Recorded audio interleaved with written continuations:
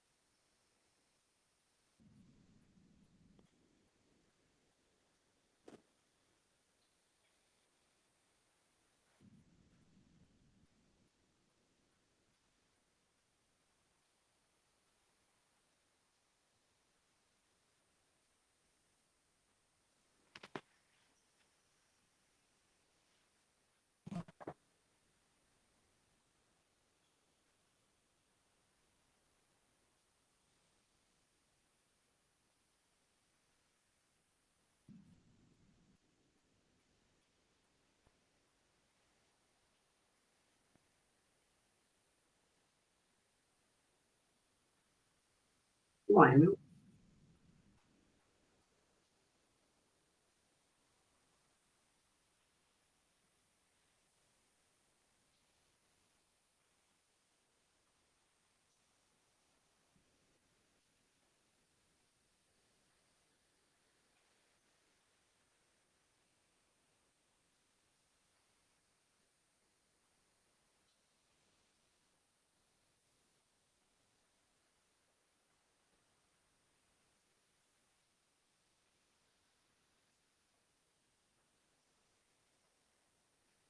hola Javier, ¿qué tal? Hola, ¿qué tal? Buenas noches, ¿cómo va? Los saludo a los que se descubren, ¿viste? Los saludo a los demás, bueno,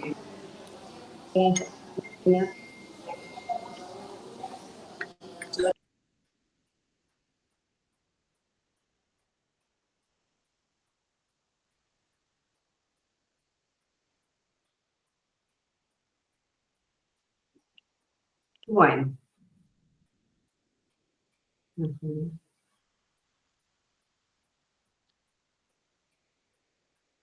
Bueno, somos muchos.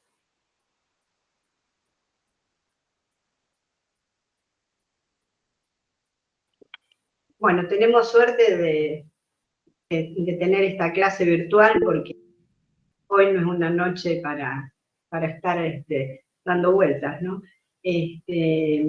Así que bueno, ¿se escucha bien? Sí, profe. Sí, Sí, profe, se escucha muy bien. Bueno, bueno, les cuento, en realidad las clases tendrían que haber empezado el lunes, que por la situación por todos conocidas no pudieron empezar. Nosotros si bien damos virtual, por solidaridad y digamos por política de la FACU, se decidió no dar, con lo cual hoy daríamos el inicio. La profesora Adriana Raca iba a dar la clase inicial que corresponde a la unidad 1 y la introducción de la materia, pero bueno, como ella los miércoles tiene ciertas dificultades y otras ocupaciones, decidimos que yo tomara los temas que me corresponden y ella el lunes que les va a dar la unidad 1, hoy nosotros vamos a empezar con un punto de la unidad 2, y les va a dar indicaciones precisas sobre el dictado de la materia, las características y demás. Pero ustedes saben, no obstante, adelantamos, que por una resolución del Consejo Directivo el año pasado se permitió que las materias a partir de las 9 de la noche se den en forma virtual, en general las que los docentes las consideraban pertinentes. Y nosotros estimamos que esta materia, y dado que en general todos grandes, todos trabajan, y dada como está la situación, era mejor virtual. Aparte, por experiencia, nos ha ido mejor virtual que presencial, porque en realidad presencial la gente a esta hora está bastante cansada, desiste, después se abandona, no sigue cursando, y los resultados realmente el año pasado, todos los que vinieron, asistieron y demás, están todos, lograron aprobarlo, casi el 90%. Entonces, la experiencia fue buena, y bueno, las clases en general, y por ahora, van a ser todas virtuales. Lo único que sí va a ser presencial, obviamente, es el totalizador, y también va a haber prácticos o casos que resolver, que ya Adriana le explicará cómo los vamos a tutoriar y cómo se van a realizar. Porque la aprobación de esos casos hacen a la regularidad de la materia, ¿no? Y a poder acceder al totalizador. Así que bueno, esas serían las pautas, digamos, muy generales, porque ya les digo, después Adriana les va a comentar. También les comento que este cuatrimestre es el último que vamos a usar el programa que está ahora en vigencia, porque para el segundo cuatrimestre se está propuesta una modificación del programa acorde con la modificación del plan de estudio, y como nosotros somos una de las últimas materias, nos corresponde este año. En realidad, entonces, ustedes van a cursar con este programa, van a rendir con este programa, y la regularidad, en su caso, les va a durar un año, o sea, pueden seguir con el programa, así esté en vigencia el anterior, porque no sería justo para ustedes que la están cursando ahora, tener que... Estoy admitiendo otra cosa. Tener que volver a, si bien habrá temas comunes, se va a actualizar y modificar la bibliografía, sacar algunos temas, incorporar otros, etc. Bueno, pero la realidad es que hoy ustedes tienen que seguir el programa vigente. También les cuento que hay un aula virtual en comunidades de la materia, Dirección General, la buscan así, en comunidades 3 está nuestra materia, y ahí tienen colgados parte del material de las filminas y demás que presentamos en las clases. No así la bibliografía, para la cual van a tener, existen cuadernillos que si los pueden obtener del año pasado son los mismos, y si no, bueno, están a la venta en el kiosco de la FAC. Así que bueno, esas son las condiciones. Esta materia es una de las últimas del ciclo de ustedes, de la licenciatura, y es una materia que intentamos que sea de cierre de todas las administraciones que ustedes han estado viendo.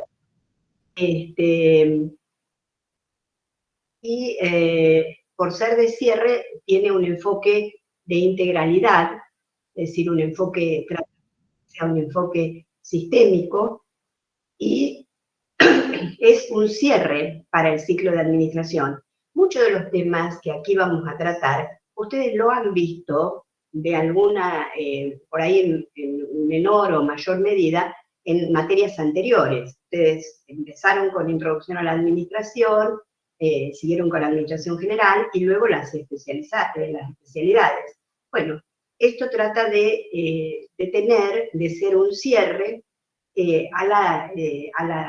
al área de administración, y por eso está casi al final de la carrera. El enfoque que sigue este programa actual es el enfoque mayormente del trabajo del gerente a través del enfoque de los roles de Mixber, además de otros temas, ¿no? No es el único, pero vamos a ir viendo y profundizando en cada uno de esos roles. ¿Recuerdan cuáles son los roles de Mixber? Él hablaba de 3 grandes categorías que dividía en 10 roles, ¿no es cierto? ¿Recuerdan por lo menos las 3 grandes categorías?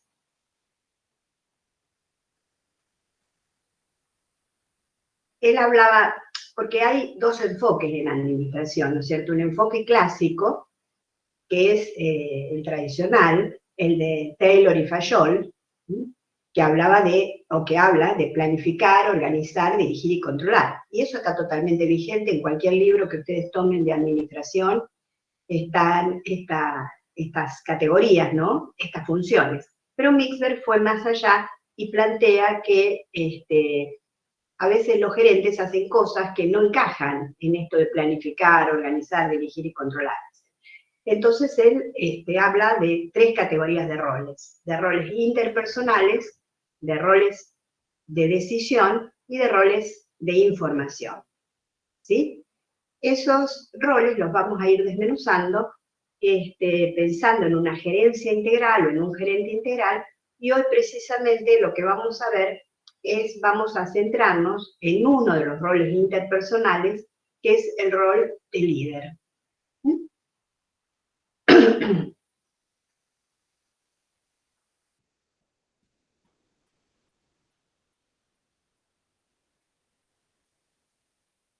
Bien.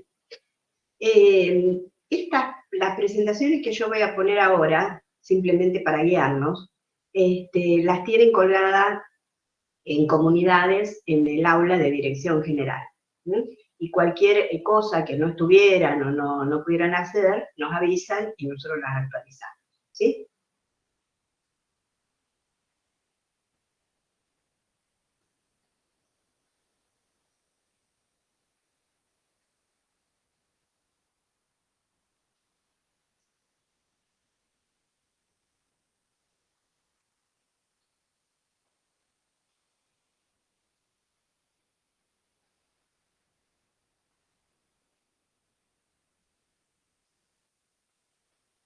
¿Se ve?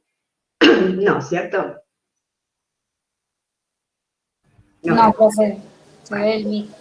Vamos de nuevo. Aprendiendo. ¿A qué hora se cierra la radio?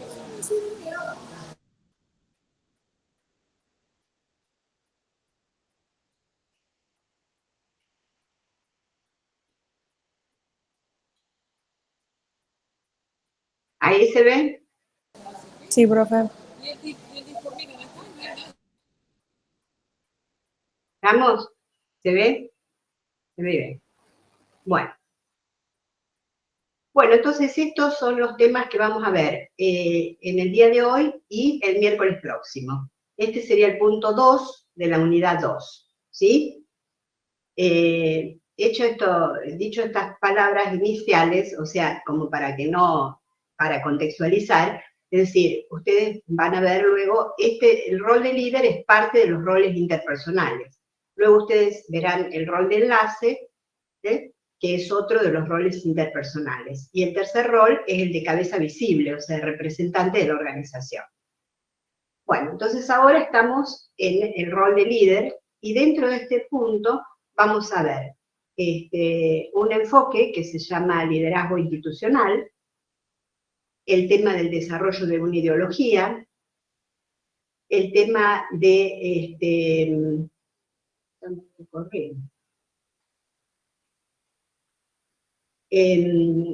la organización misionaria, la cultura organizacional y el liderazgo transformacional y la empresa del tercer tipo, y cómo liderar un proceso de cambio.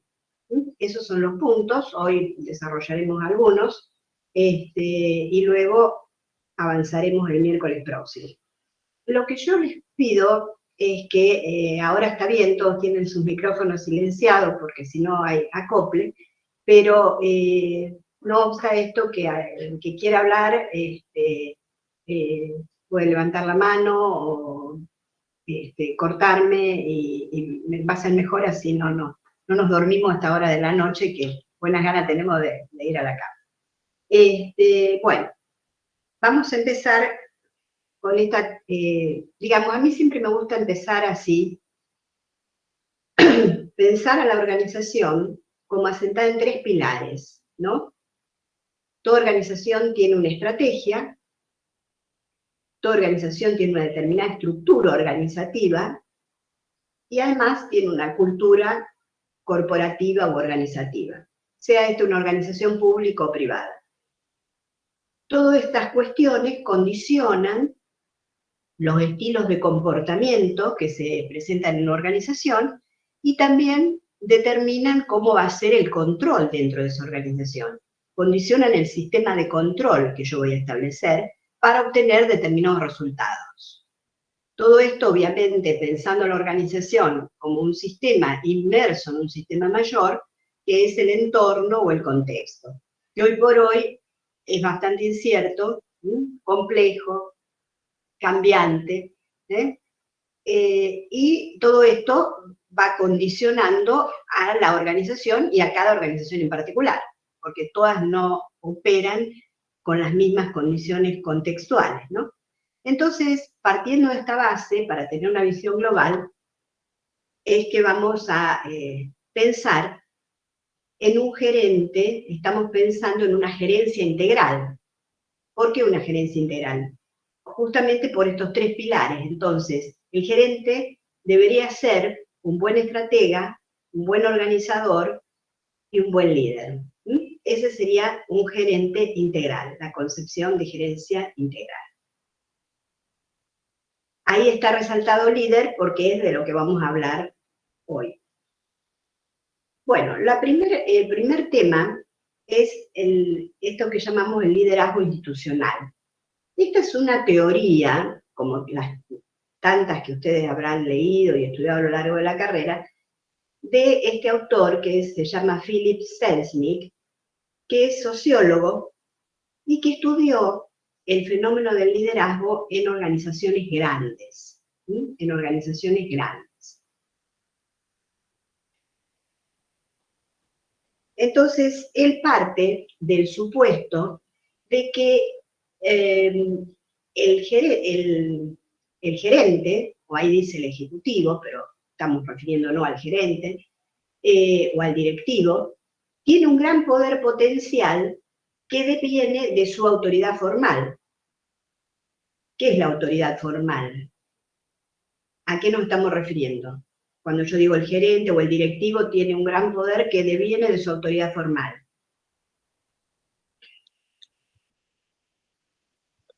La que viene directamente asociada con la estructura de la organización, o sea, el puesto que tiene la organización. Claro, la que viene asociada con su cargo, ¿no? Entonces el cargo te da una autoridad formal. Sabemos que hay otro poder que es informal. Entonces, lo que él está diciendo es que un buen ejecutivo debiera pasar a ser un líder, o sea, hacer esa transición que implica de la gerencia administrativa pasar a un liderazgo institucional, que él llama. O sea, el líder él lo piensa como un hombre de Estado, digamos. ¿Y qué implica el liderazgo institucional? Bueno, implica visualizar a la empresa como un todo, revalorizar las tareas, tener en cuenta estratégicamente la misión de la empresa. Es decir, acá la palabra clave es institución.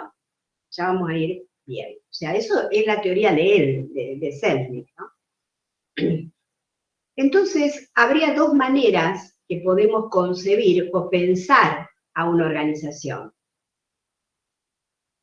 Pensarla meramente como un sistema técnico, ¿sí? Como un sistema técnico ordenado, impersonal, con un conjunto de reglas, de procedimientos, para alcanzar las metas. Si lo pensamos exclusivamente como eso, es desechable de alguna manera. ¿Por qué? Porque yo cuando encuentro algo mejor, me voy, o no me comprometo tanto. En cambio, el pensar a una institución, por eso está ahí ese esquema del engranaje, ¿no? Que es el esquema clásico.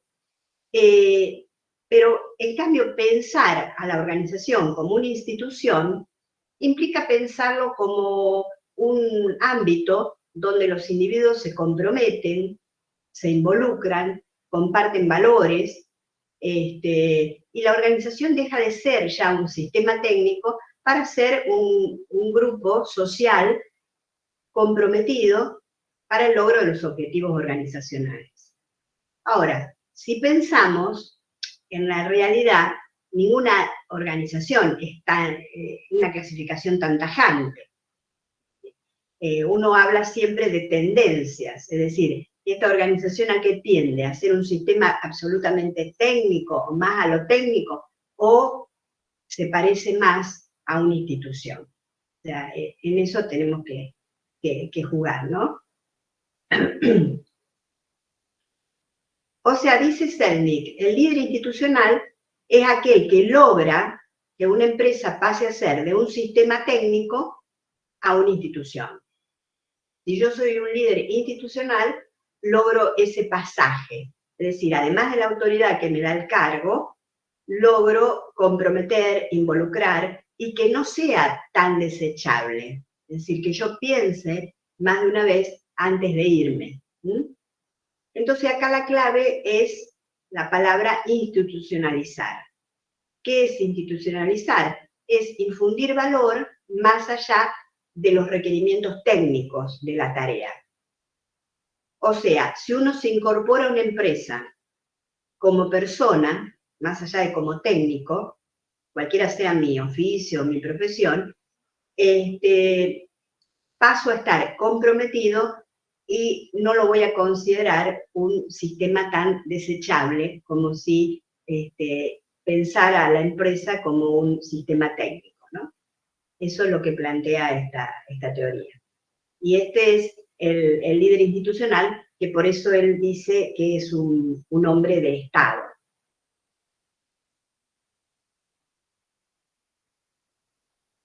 Pero no siempre en las organizaciones, y si muchos o varios de ustedes trabajan, hay un verdadero liderazgo institucional. Que haya un gerente no quiere decir que ese es un líder institucional. Entonces, a veces se produce ausencia de liderazgo institucional y eso no significa errores, significa carencia, significa que no hay. Y eso lleva a lo que se llama vulnerabilidad organizacional. ¿Qué implica la vulnerabilidad organizacional? Implica que la organización va a la deriva, no tiene claro su rumbo, hay incapacidad de fijar objetivos, grandes objetivos y políticas, y las metas son flojamente aceptadas por los miembros. Eso sería vulnerabilidad organizacional, o sea, es la carencia de un fuerte liderazgo institucional.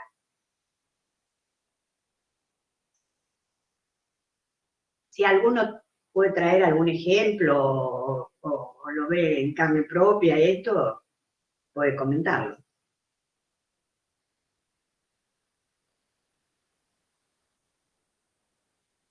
Bueno, entonces acá vamos a ver un poquito la diferencia entre lo que llamamos líder institucional y el líder interpersonal.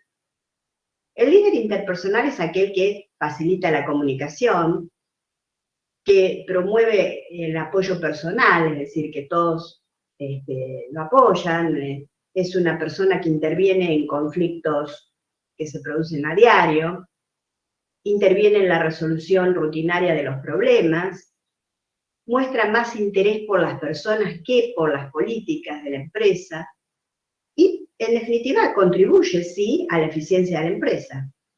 Está bueno tener un buen líder interpersonal. Ahora, el líder institucional no necesariamente es un líder carismático, sino que es un experto, él tiene una visión más a largo plazo, relacionada con las políticas, con la estructuración de la empresa, con la cohesión del grupo como tal, y fundamentalmente lo que trata es de promover y que perduren los valores institucionales. No todo líder interpersonal es necesariamente un líder institucional. Ni todo líder institucional es o reúne todas esas características, sí, algunas, obviamente, no es que sea, pero es, como dice Selnick, un hombre de Estado. Es decir, bastaría con que el líder institucional tomaría 2 o 3 decisiones estratégicas o importantes al año que hagan, que contribuyan a la misión y a la visión de la empresa, ¿sí? Se nota la diferencia, ¿no?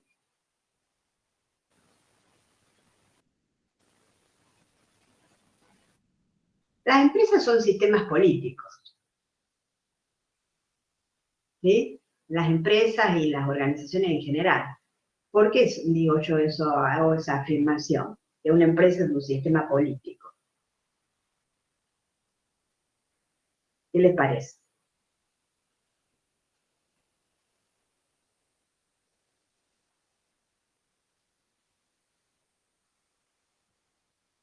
¿Se les ocurre algo?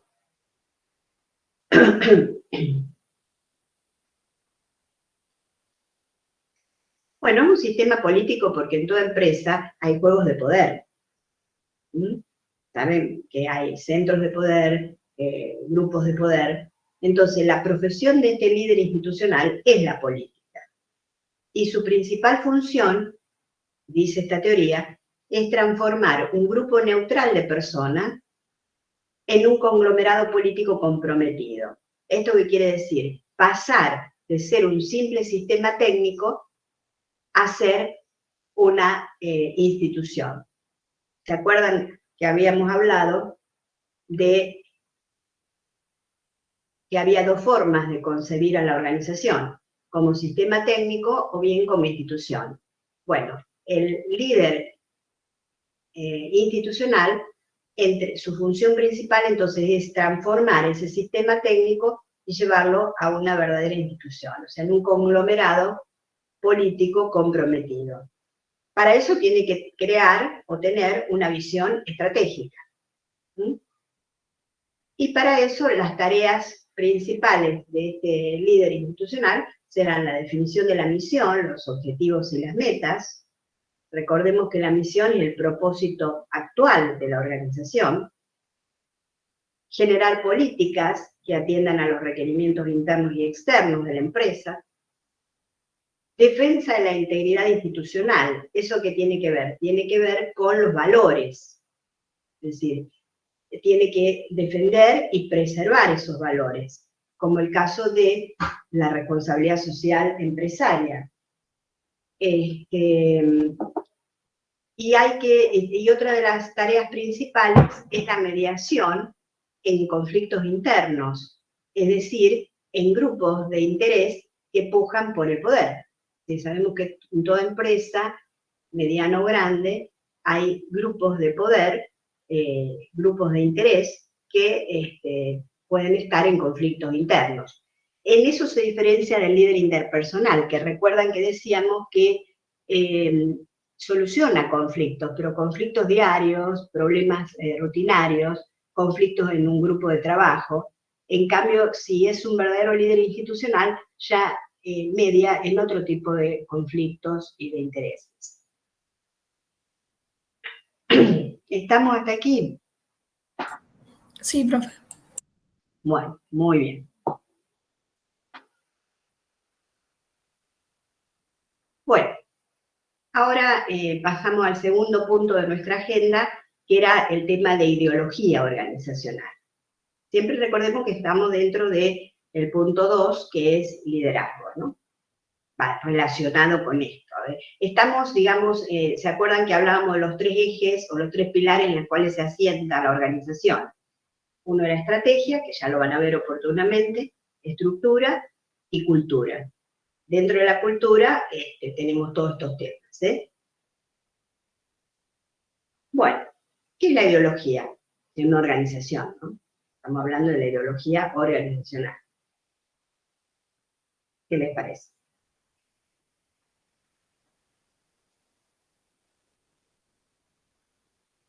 ¿Tienen alguna idea? ¿No está ligada también, profe, a los valores? ¿Perdón? ¿No está ligada también a los valores? De Los las valores, creencias. digamos, conforman la ideología. ¿A qué? No te escucho, Mateo. Que los valores no A los conforman parte valores. de la ideología. Y sí, a los valores, sí, correcto. ¿Algo más? ¿Y la ideología?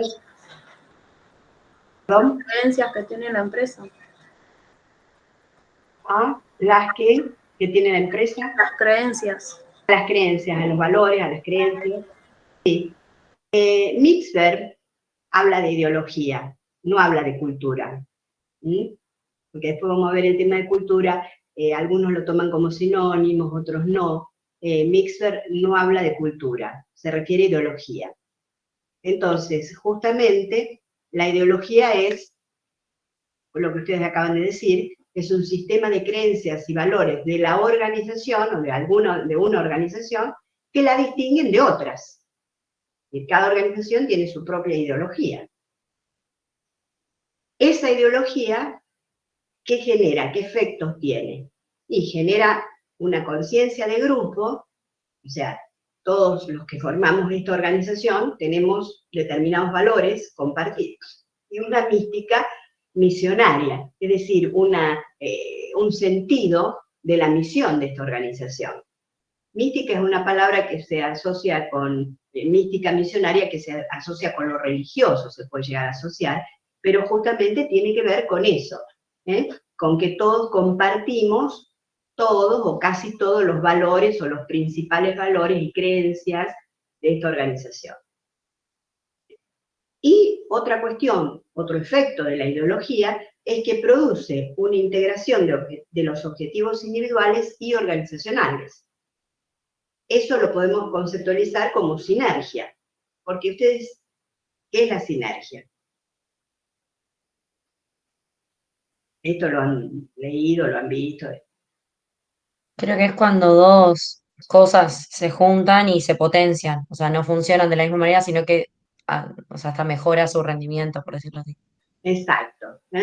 2 más 2 no sería 4, sino 5 o más. Es decir, la suma de las partes es mayor que las partes en forma individual, como puedo plantear. Cuando dos se juntan, el resultado puede llegar a ser mejor. Entonces, si se da eso, se produce la sinergia en las empresas. Bueno, la ideología, ¿cómo nace? Y bueno, cuando una organización se funda, hay una conciencia de misión, es decir, quiero decir que todos sabemos cuál es la misión de esta empresa, compartimos algunos o todos los valores, y sobre todo esto se da porque generalmente cuando las organizaciones nacen no son tan grandes, entonces los miembros tienen alguna mayor relación interpersonal,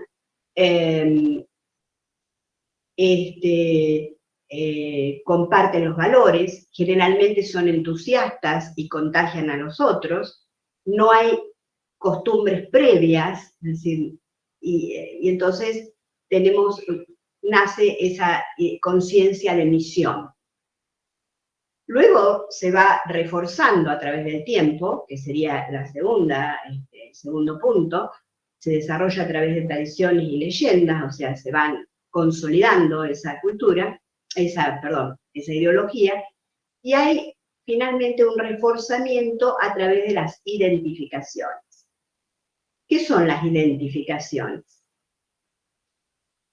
Las identificaciones implican la identificación de mis fines individuales con los objetivos organizacionales. En general, en las empresas y en las organizaciones podríamos plantear 4 formas de identificación. La primera, que llamaríamos identificación natural, ¿por qué? Porque es cuando yo naturalmente me identifico con los valores de esta empresa. Vieron que uno a veces piensa, bueno, pucha, ¿cómo me gustaría poder trabajar en esa organización? Sea pública, privada, ONG o lo que fuera. ¿Por qué? Porque la verdad comparto los valores que plantea esta organización en general. Entonces eso es una identificación natural. Soy yo el que de algún modo, y entre comillas, elijo a la empresa. ¿Está? Esa sería la primera forma de identificación. La segunda forma es por selección. O sea, la empresa me selecciona a mí por mis valores. Es decir, no solo por mis conocimientos técnicos y mis pericias propias de mi profesión o de mi oficio, sino también porque evalúa si yo respondo a los valores de la empresa, o si yo voy a coincidir con esos valores, esos principios, esas creencias que tiene la empresa. Pues no se olviden que las empresas, sobre todo cuando hay ideologías fuertes, quieren preservarlas. Entonces esa sería la segunda forma.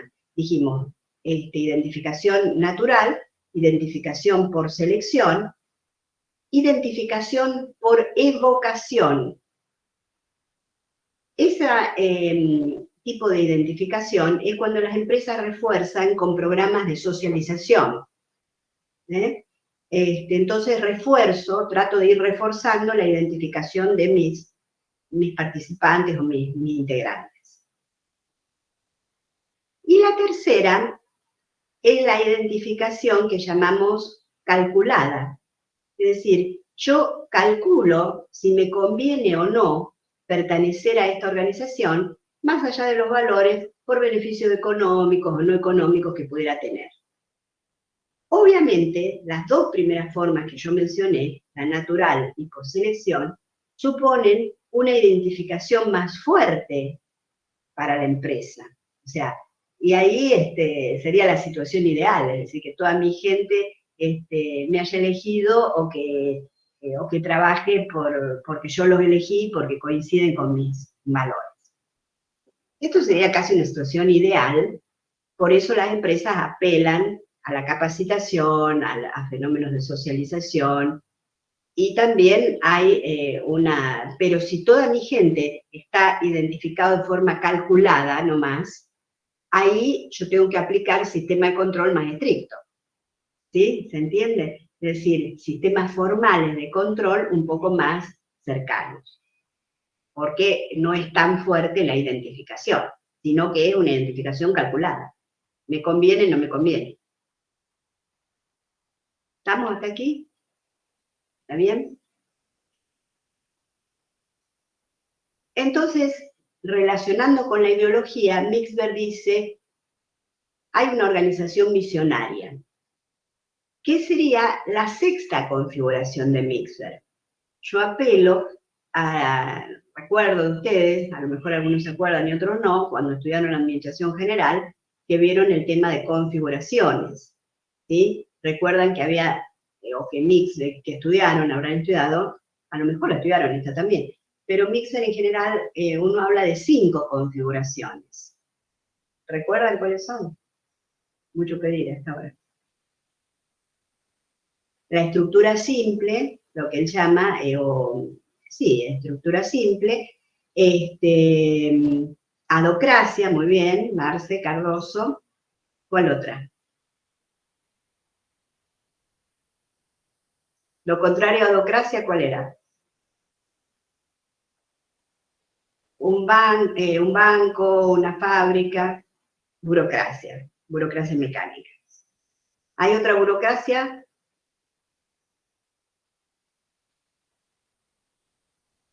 Que no es mecánica, profesional. Muy bien, bárbaro, Marce. Y una variante que era la forma La divisional, ¿no está también? Claro, la divisional, muy bien, muy bien.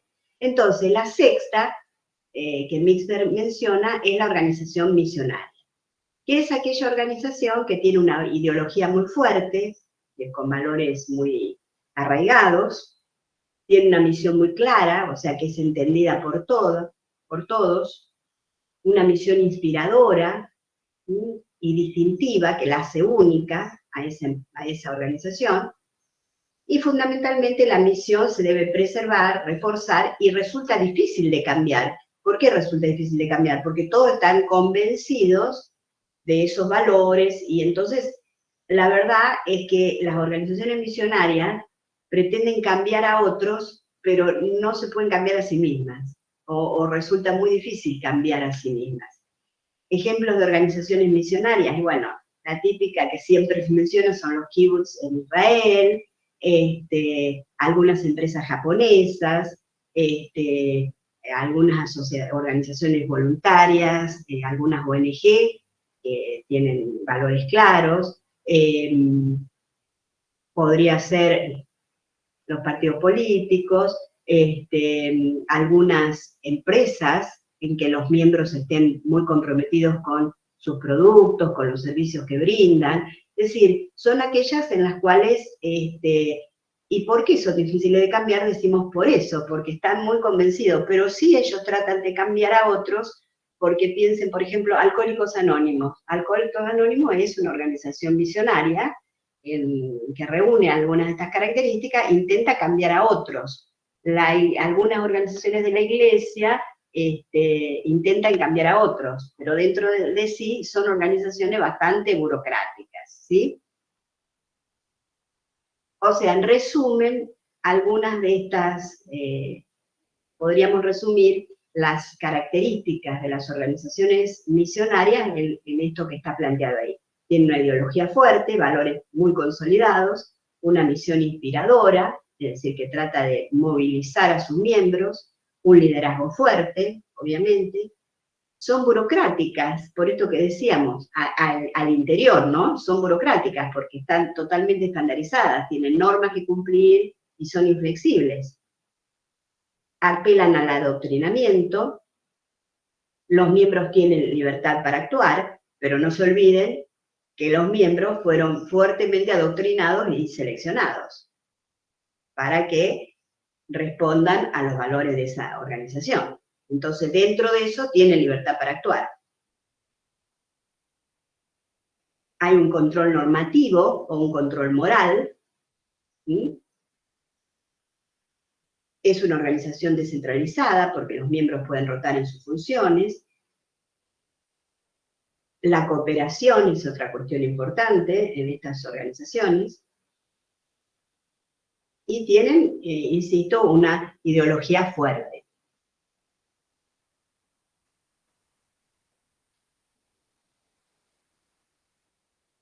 Bueno, esto intenta hacer una apretada síntesis de los temas, ¿no?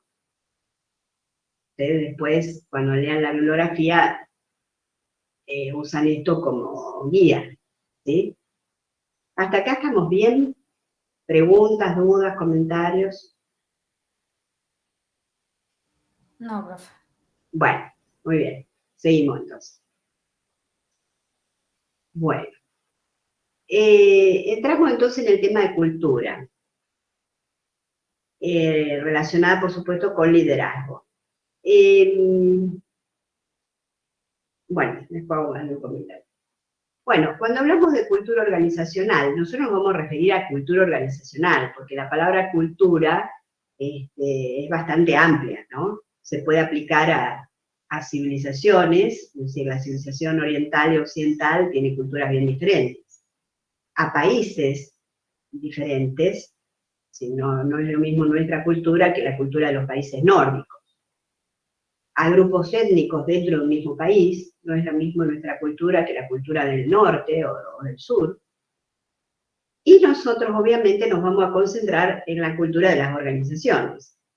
Y aún dentro de las organizaciones, de las subunidades o de los sectores que componen esta organización. ¿Sí? Si ustedes trabajan, saben que si trabajan en una organización mediana o grande, no es lo mismo trabajar en administración que trabajar en el área productiva o en el área de ventas o de almacenes, es decir, son todas culturas diferentes, si bien hay valores comunes, ¿no? En este sentido, y en el tema de cultura, vamos a seguir el enfoque de Schein, de Edgar Schein,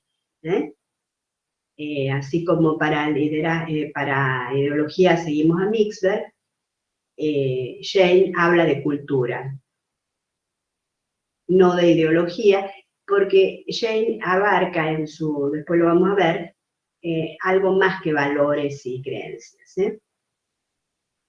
Entonces dice que, bueno, da esa definición, que es un conjunto de presunciones básicas, y que ese conjunto de presunciones básicas sirven para enfrentar cada cultura de una empresa, una organización en particular, tiene sus propias presunciones. Y según esas presunciones es como yo me adapto al entorno y cómo logro alguna integración interna.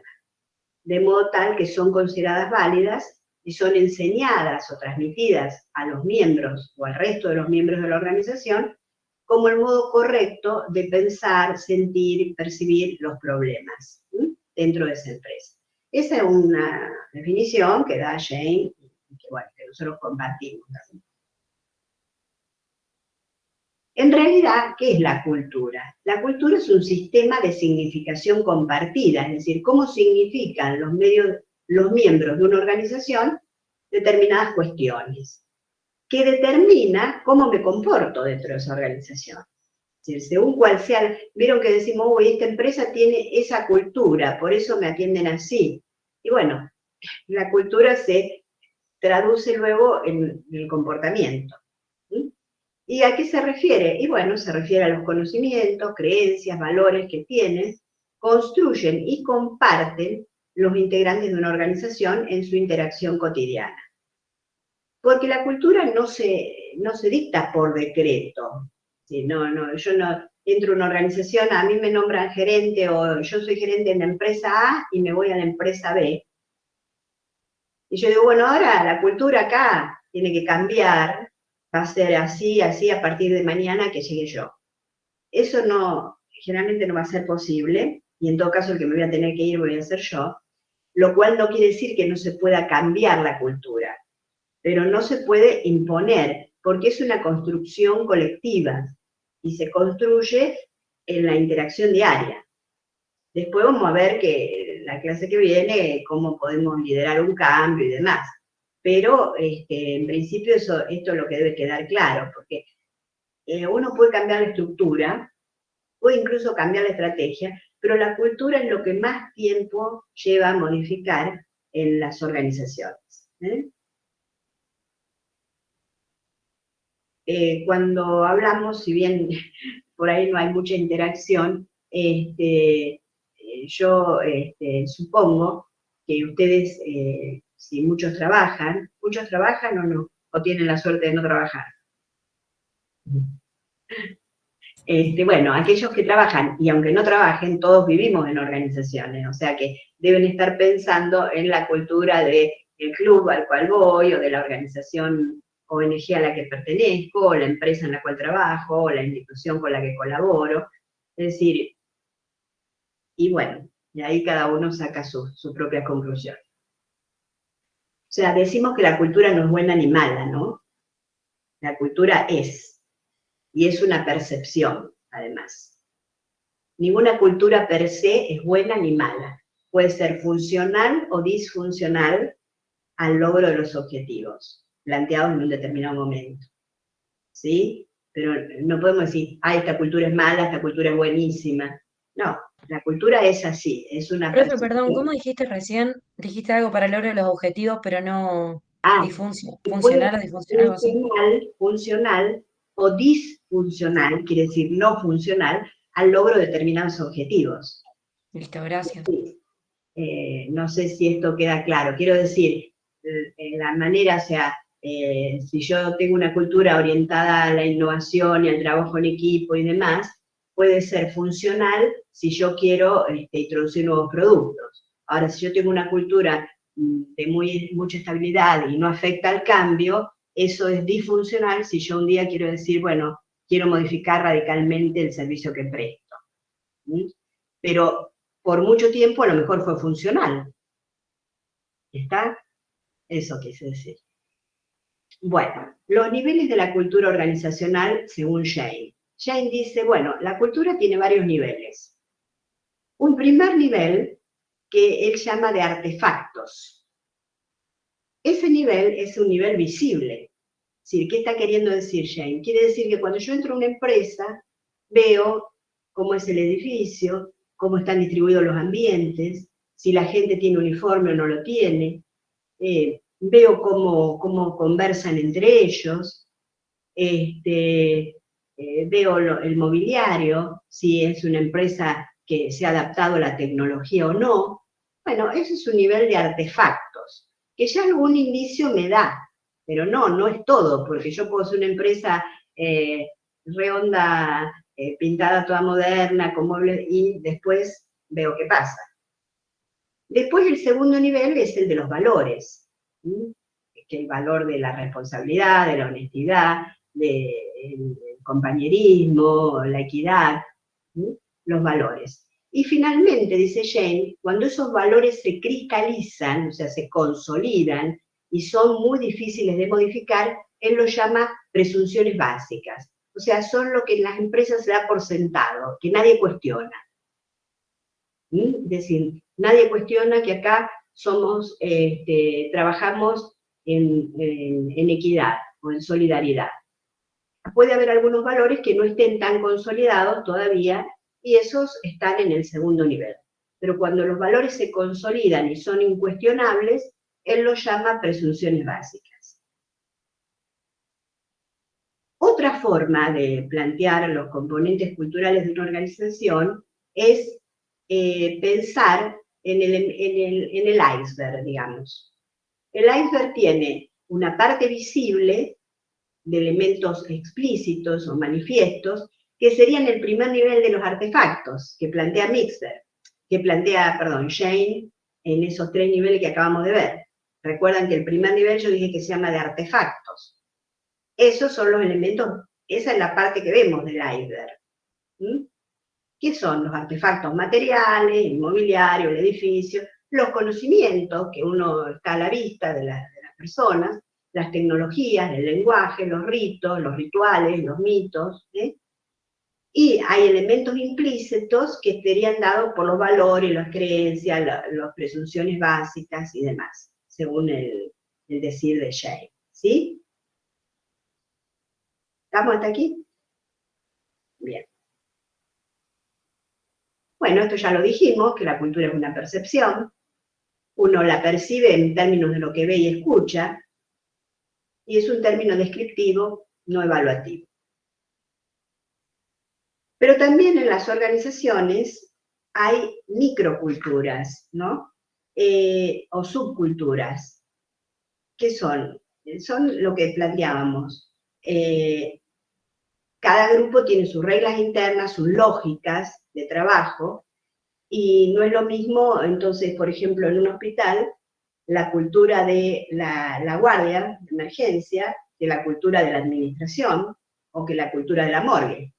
Son culturas diferentes, aunque todos, en definitiva, comparten el valor de la vida, el valor de salvar al paciente, es decir, esos valores son presunciones básicas, son incuestionables, pero cada uno puede tener su propia lógica y sus propios valores también. Entonces, por eso hablamos de las subculturas o microculturas. ¿Sí? ¿Estamos hasta allí? Es importante esto porque uno tiene que saber entender en qué subcultura está, sobre todo en empresas medianas y grandes. Cuando son pequeñas empresas, una pyme, es una cultura, la cultura de la empresa, del dueño y de los empleados que trabajan.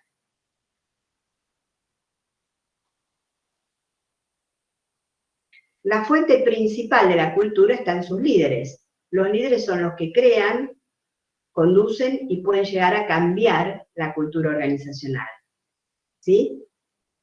Es decir que el líder juega un rol clave en la cultura. Por eso el último punto que vamos a ver en este tema y conmigo, se llama, le pusimos liderando el cambio, ¿sí? Porque el líder es el quien puede llevar adelante el cambio, no solo, ya vamos a ver también. Si el líder cree que va a liderar solo el cambio, podría ser el loco de la bandera, ¿no? No va a eso. Procesos de socialización. ¿Cómo se aprende o cómo se transmite la cultura en una empresa? Sobre todo, decir, bueno, hay elementos, símbolos materiales, que es lo primero que uno ve. Si yo entro a trabajar en una empresa, voy a ver. Sí, los artefactos los veo. Veo cómo se comunica la gente, el lenguaje que utiliza. Están los relatos. Es decir, vieron que cuando uno llega a una empresa, siempre están o los más antiguos, o el que es más extrovertido, que te cuenta los éxitos y fracasos de la empresa, los hitos, y una vez se lo toma como un pesado, pero si lo sabe escuchar, uno puede llegar a entender algunas cuestiones, ¿no? Entonces, a través de los relatos, a través de los rituales, que son los actos repetitivos que se hacen en las empresas, es decir, si los viernes todos nos juntamos en una reunión para evaluar la semana, el desayuno de los lunes, o hasta los eventos y la fiesta de fin de año, o se festejan los cumpleaños. Bueno, en las empresas, si se toma mate o no se toma mate, esos son rituales que también es una forma de transmitir a los nuevos miembros la cultura organizacional, o de ir aprendiendo la cultura.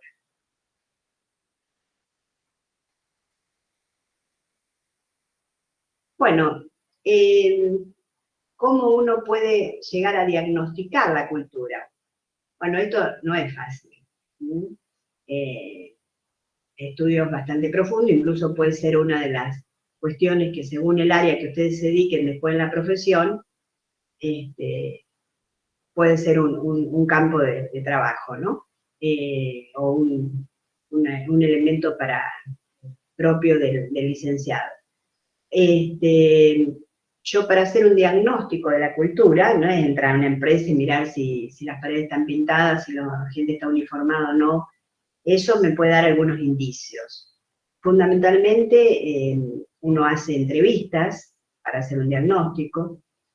Las entrevistas más productivas son, a mi juicio, las entrevistas individuales, porque las entrevistas grupales, si bien sirven, expresan el pensamiento grupal y a veces están condicionadas, o sea, se pueden hacer de las dos. Hablar con los líderes, pero también con la gente, con el resto del personal, ver los estilos de liderazgo presentes en esa organización, conocer la historia de la empresa, que es parte del estudio de la cultura, historias de éxitos, de fracasos, de eventos importantes que han ocurrido en la organización. Obviamente tenemos que ir a lo formal, conocer la misión, los estatutos, el organigrama, demás documentos, tratar de indagar sobre valores. Los valores se reflejan en los comportamientos, ¿no? Yo te puedo decir, mira, acá todos somos honestos, acá la honestidad es el valor principal de esta empresa. Luego, yo veo que están charlando con el proveedor para ver qué comisión me da, o estoy diciendo cualquier cosa, pero digo, si yo tengo un valor, se refleja en eso, ¿no? Se refleja en que si yo perdí la billetera, enseguida me la devuelven, ¿no? O sea que los valores se reflejan en actos, en comportamientos. No solo, porque ustedes si buscan en las páginas, en todas las empresas dicen nuestros valores son, y hay un rosario de cosas preciosas, pero después, o sea, nadie va a poner una página, nuestros valores son nada que no sea bueno. Habrá que corroborar a través del comportamiento, de la observación personal y directa y demás, si realmente es así. Bueno, la ubicación y las instalaciones me da alguna idea, sí, un indicio. Los relatos, la vestimenta, me da pauta de la formalidad o informalidad de la empresa, de la empresa, no de la empresa, porque en una empresa donde no hay uniforme no significa que sean informales, ¿no? Me da cuenta de cuán formal es el trato, o hay empresas donde el uniforme es necesario. Es decir, dábamos el ejemplo del hospital, en el hospital no va a ir una enfermera con jean y una remera roja, porque no es así, se identifican incluso por su uniforme. Entonces parte de la cultura el uniforme. Pero en otra empresa, una empresa de publicidad, o en una empresa, en un comercio, cada uno puede vestir como quiera dentro de las pautas de la empresa, ¿no? O de la misión y del objetivo de la organización. Si yo trabajo en un club, no me voy a ir de traje. Bueno, otra cosa es el uso del tiempo. El tiempo también es un parámetro, las formas de ascenso, si es por capacidad o por conveniencia o por arreglos, son todas, esto y mucho más, son pautas que uno puede analizar para hacer un diagnóstico de la cultura organizacional. Sobre todo esto es bueno cuando uno intenta hacer un trabajo de cambio o acompañar un proceso de cambio cultural, que tengo que partir de un diagnóstico. ¿Sí? ¿Estamos? ¿Algún comentario?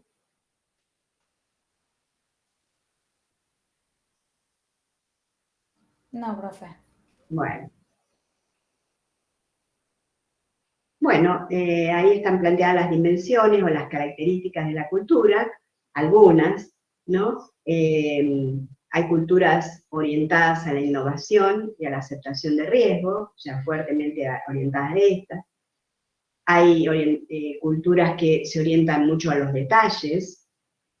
Hay culturas que se orientan hacia los resultados, sin importar los procesos, o no dando tanta importancia a los procesos, importa el resultado.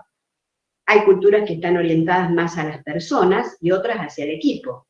Es decir, vieron que hay culturas que valoran los logros individuales y otras culturas que valoran fuertemente el logro del equipo. Es decir, yo tengo este equipo de vendedores, bueno, valoro el resultado del equipo. Hay culturas más agresivas, más competitivas, y otras culturas que tienden al status quo, es decir, que son más estables. Algunas, obviamente, estas características pueden coexistir. Puede haber culturas orientadas hacia los riesgos y también hacia el equipo, lo que hay algunas que son incompatibles. Por ejemplo, yo no puedo decir que esta cultura está fuertemente orientada hacia la innovación y la aceptación de riesgos y que es una cultura orientada a la estabilidad. Son obviedades, pero bueno. Bueno. Parte de esto de las clasificaciones depende de los autores, ¿no? Hay culturas que podemos llamar fuertes y otras que son más débiles. Las culturas fuertes son aquellas en las cuales hay un fuerte compromiso por los valores. Es decir, todos tenemos claro qué tenemos que hacer. Generalmente las empresas de mayor antigüedad tienen culturas más fuertes que una cultura nueva, que una empresa nueva, perdón. Además, en las culturas fuertes, todos tenemos claro qué se puede hacer y no hacer en este lugar, o sea, qué es bien visto y qué es mal visto. ¿Sí?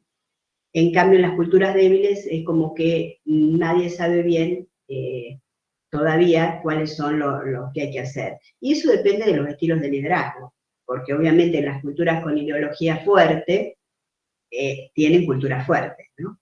O condicen con esto. Bueno, muy bien. Bueno, ¿estamos hasta aquí? Hay un modelo bastante interesante que se llama modelo de visión y acción. Modelo visión-acción. Que plantea 4 categorías de culturas. Estas 4 categorías surgen de la combinación de la visión, acá en el eje, del eje vertical dice visión, que la visión es a futuro, ¿cierto? Distinto de la misión, que es el propósito actual de la organización. En cambio, la visión tiende al futuro. Y en el eje horizontal plantea la acción. ¿La visión qué es? La visión es la capacidad de percibir oportunidades, ¿no? En tanto que la acción es poner en práctica, poder implementar esas oportunidades.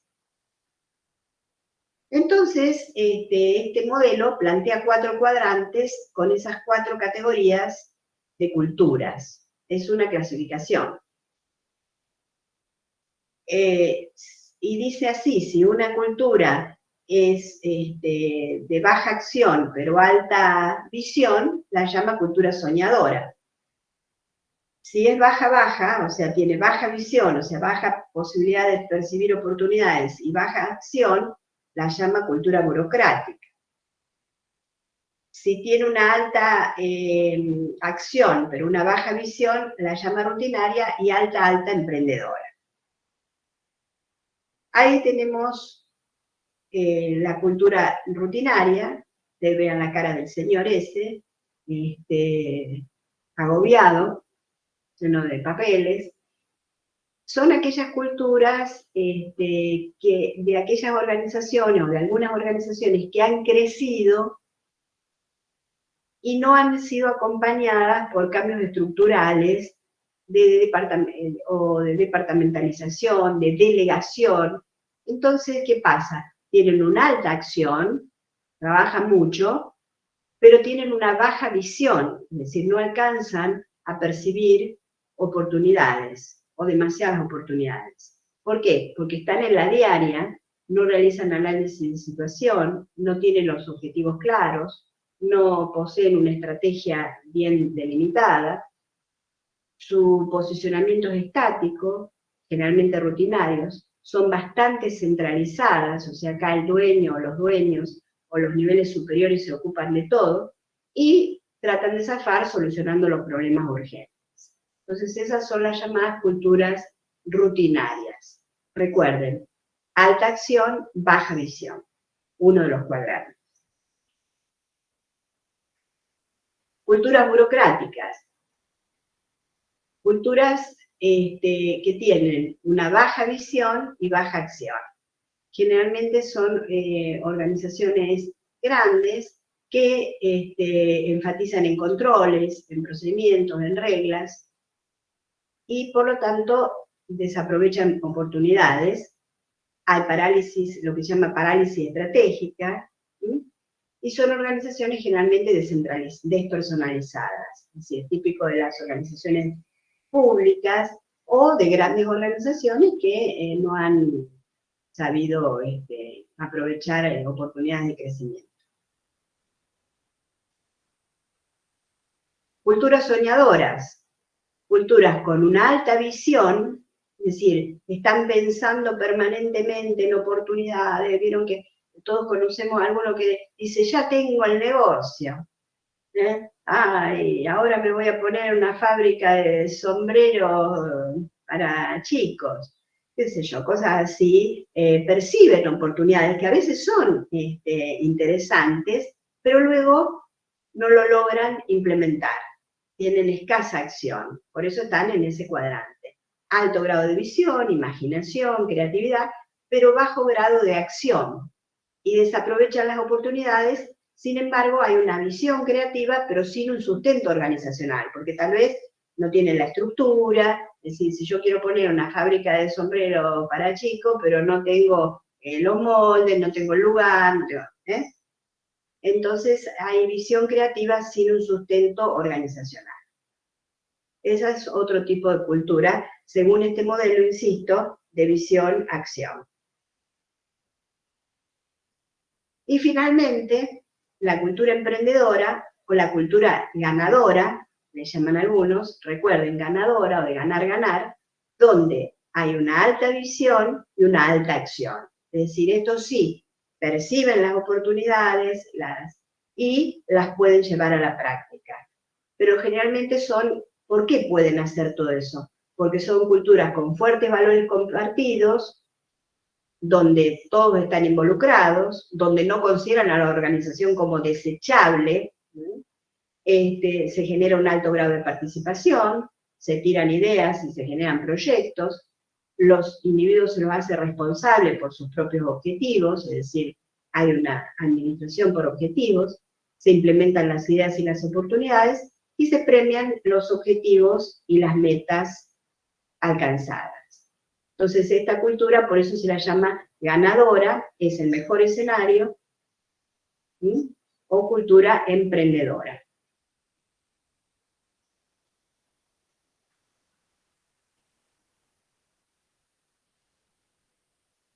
¿Dudas hasta aquí? No, profe, todo claro. Bueno, me alegro.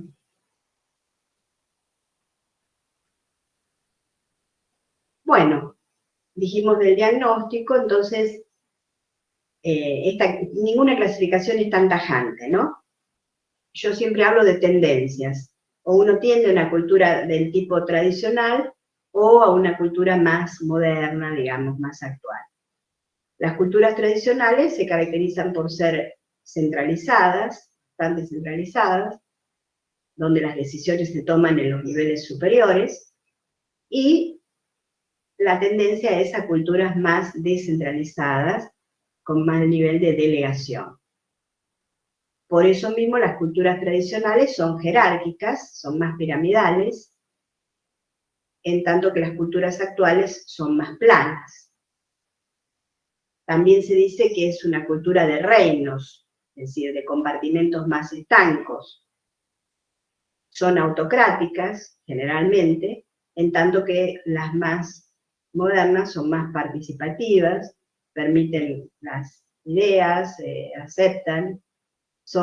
Las culturas tradicionales son más rígidas, en tanto que las otras son más orientadas a la innovación y a la flexibilidad. Se basan en general en marketing masivo. Las culturas más modernas se basan en un marketing diferenciador y segmentado, y las tradicionales están más orientadas a la producción, es decir, tengo un buen producto, pero bueno, hay que ver si ese buen producto es lo que el cliente quiere, ¿no? Entonces, más orientadas al cliente, a la calidad, serían un rasgo de las culturas más modernas. Bien. Bueno, esto ya no... Esto, la verdad es que identidad y cultura no lo vamos a profundizar y ni lo tienen que estudiar, ¿no? Se los digo porque, bueno. Y acá vamos a terminar con esto que yo les había planteado, que la cultura puede ser o bien un motor o bien un freno para el desarrollo de una empresa. Hay empresas que han cerrado o han desaparecido justamente a veces por problemas culturales, es decir, porque no se han adaptado a los nuevos tiempos, porque sus miembros no se han ayornado, porque no compartieron valores y porque no permitieron nuevas ideas o nuevos cambios. Entonces, hablamos de que hay elementos funcionales y elementos disfuncionales a la cultura. Nosotros, con un grupo de investigación, hace ya varios años, estudiamos el fenómeno de las empresas recuperadas. Vieron que muchas empresas fueron recuperadas por sus empleados, y luego esos empleados pasaron a ser los dueños de las empresas. Muchas anduvieron bien, funcionaron, y otras no. ¿Por qué? Nosotros cuando los entrevistábamos, algunas de las cosas que recuerdo en las entrevistas, nos decían, nosotros sí que laburábamos, refiriéndose a ellos cuando eran empleados, ¿no? Mientras que los dueños estaban sentados acá ahora donde estamos nosotros, en este escritorio. O sea, como si eso no fuera un trabajo, ¿me entienden? Entonces ellos conservaban esa cultura del trabajo físico, del trabajo operativo, y los que pudieron superar ese paso de empleados a dueños, les funcionó muy bien. Pero otros seguían queriendo estar en lo operativo, estar en todo, y se olvidaron de la gestión. Entonces eso que en un momento fue funcional a un determinado modelo de empresa, ahora es un freno, porque ellos no estaban dispuestos al cambio, al ayornamiento. Entonces, eso que en un momento fue un elemento funcional, esa aversión al trabajo, ahora se convertía en un elemento disfuncional. ¿Por qué? Porque no fueron capaces de cambiar esos valores, que son buenos valores, pero no apropiados al cargo que ahora ellos ocupan. ¿Sí? Entonces, para un cambio organizacional profundo, se requiere de un liderazgo, un verdadero liderazgo llamado transformacional. Ese es nuestro próximo tema, pero de ese tema vamos a hablar, creo, la clase que viene, pues ya son muchos temas hoy. De todos modos, nos queda en la agenda el tema del liderazgo transformacional y del cómo liderar un cambio. A mí me gustaría, la clase que viene, si ustedes pueden traer o pensar en algún ejemplo de un cambio organizacional, ¿eh? O sea, o pensar, o buscar, o tal vez alguno hasta tenga una experiencia propia que contar. ¿Eh? Así trabajamos más sobre hechos reales. ¿Mm? Bueno, estamos hasta aquí. ¿Dudas, inquietudes, consultas que quieran hacer? Bueno, si no tienen inquietudes, entonces cortamos aquí. Y, bueno. Profe. Sí, te escucho. Al ejemplo que vos decís de traer un cambio organizacional, ¿te referís más a esto de la cuestión más de liderazgo, un cambio más gerencial o cultural? Cuando uno habla de cambios, hay siempre algún líder o conjunto de personas que lideran el cambio, pero evidentemente que también cambian las estructuras, cambian las estrategias. O sea, yo digo traer algún ejemplo pequeño para comentar acá en clase y ver cómo actuó el líder en ese proceso, que puede ser que todavía esté en proceso, que haya sido un intento, o que ya se esté más consolidado, porque generalmente es un proceso, dijimos, muy largo. Entonces a lo mejor ustedes dicen, bueno, en la empresa que yo trabajo, la empresa de mi familia, yo percibo que están queriendo cambiar. Bueno, es por lo menos un puntapié, ¿no? Sí. Bien, bien. Bueno, bárbaro. Bueno, espero que haya sido clara y cualquier duda, ya saben, nos comunicamos. ¿Eh? Bueno, profe. Profe. Gracias.